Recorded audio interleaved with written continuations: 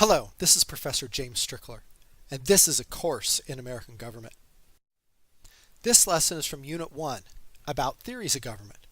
It is Lesson 4, about quitting the state of nature.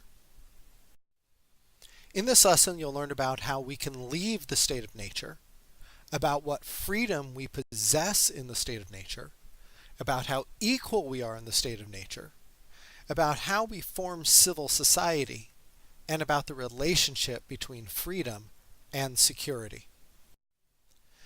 In our previous lesson, we learned about a hypothetical world without government, what we called the state of nature. We concluded that living in such a circumstance would likely be a nasty, brutish experience. This leads us to an obvious question. If the state of nature is so bad, how do we get out of it? The English philosopher John Locke offered his solution. We should form what he called a society. In other words, we should form a government. Locke and his fellow philosopher Thomas Hobbes, who we also met in the last lesson, both argued that the desire to have a government ruling over us would be a natural reaction to the difficulties of the state of nature. But having a government is not as simple as saying we want one. Someone has to construct it. Someone has to empower it. Someone has to give the masses reason to respect it. To understand how these things might rightly be accomplished, we need to understand what we would individually bring with us out of the state of nature and into society.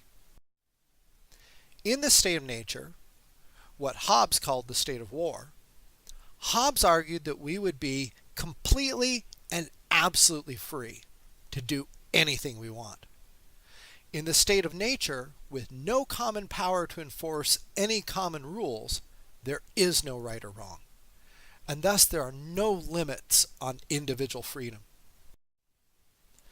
This notion of absolute and complete freedom in the state of nature is critical to understanding how government can be legitimately formed. Locke will help us understand that in just a moment. In addition to being free in the state of nature, Hobbes also argued that we would all be equal, at least in certain ways. Each of us would be equally responsible to live or die by the strength of our own efforts, and each of us would have equal opportunity to use an ultimate weapon to enforce our desires by killing each other if we chose to do so. Thus, in a state of nature, we would each have equal opportunity to exercise our absolute freedom. But if we enjoy such total freedom before society is formed, how can that society legitimately take that freedom from us by instituting rules that we must then obey? If they simply overpower us, they are behaving no different than the strong man in the state of nature who assaults us and enslaves us. Then, rather than having entered into the safety of a civil society, we are still just living in Hobbes' state of war. There must be a better way. Locke offers the better way. He explains that we can only become legitimately obligated to obey a power that we have previously freely consented to follow. Then it is not the government waging war against us to try to take our freedom, like a bandit would. Instead, we are exercising our precious freedom to surrender a bit of our liberty. You may now begin to understand why Locke didn't like the idea of having a king, and why America's founding fathers embraced his views. For Locke, legitimate government power comes from the consent of the citizens, not from the will of a king. But even if that process is legitimate, why do we consent to it? Why would we give up our freedom? The answer is that we feel so unsafe in the state of nature that we are willing to sacrifice our freedom as the price of security within society. This is the essential bargain that gets us out of the nasty, brutish state of nature.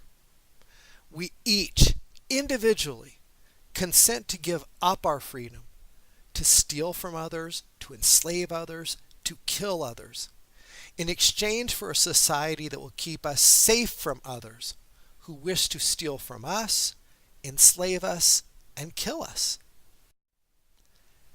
That completes this lesson. Now let's review what we have learned. How can we quit the state of nature? Do we do so by killing our enemies? Do we do it by educating our children? Or is it by building a personal fortress? Or do we quit the state of nature by joining civil society? We quit the state of nature by joining a society.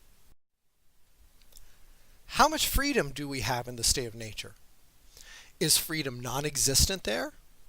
Or would we only have freedoms granted by a constitution? Would our freedoms in the state of nature be abundant but limited by laws? Or would our freedom be complete and absolute? In the state of nature, our freedom is complete and absolute. We could each do anything we wished if we were strong enough, smart enough, clever enough to do it. How are people equal in the state of nature? Are we equal because we can all kill each other? Or are we all equal because we all have the same amount of power? Or is it because we all have the same property? Or is it that no one is ever actually equal in the state of nature?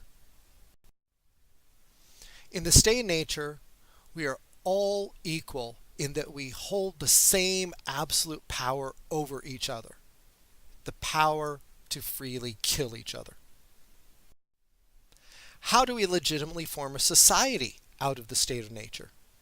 Do we do it by the strongest forcing the weakest to join?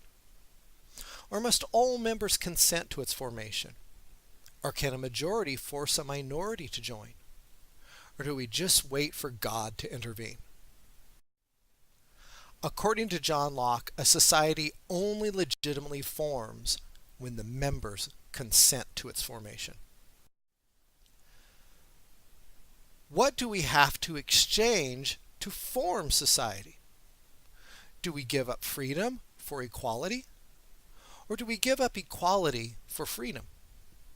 Do we surrender freedom for security? Or do we surrender security for freedom?